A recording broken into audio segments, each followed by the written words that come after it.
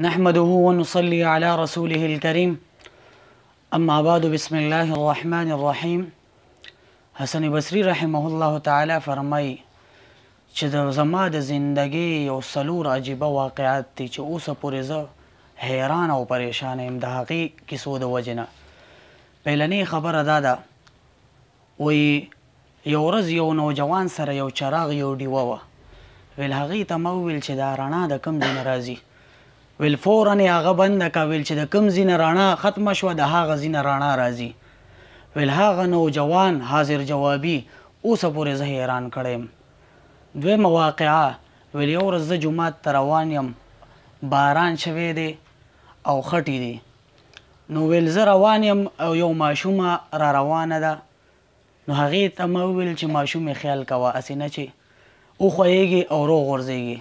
نو هغه راته وایي چې حضرت که چېرته زه وښویېدم نو صرف زما دپاره نقصان دی، او که چېرته ته وښویېدلې د ستا د لاسه به یو پوره طبقه وښویېږي. ویل هغې جواب زه ډېر زیات حیران کړم او ویل اوسه پورې زه دا دعا کوم چې یا الله پاکه ما ته په دین باندې استقامت را نصیب کړي او آخري خاتمه مې په ایمان سره وکړي. دریم، ویل یو ځل یو مخنث روان دی اجړه. ویل چې ما ورته وکتل نو هغه را باندې پوه شو چې پته ورته ولګېده چې دا کس اجړه دی. ویل بیا ما ته وویل چې زما پرده وساته، انشاءالله د الله رب العزت بس قیامت په ورځ د ستا پرده ساتي.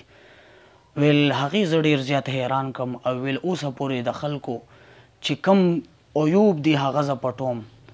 او ویل څلورمه دا واقعه چې یو ځل یو سړي مونځ کولو او یو ښځه مخې ته تېره شوه چې په سر باندې لوپټنه وه، مخې ښکاره و.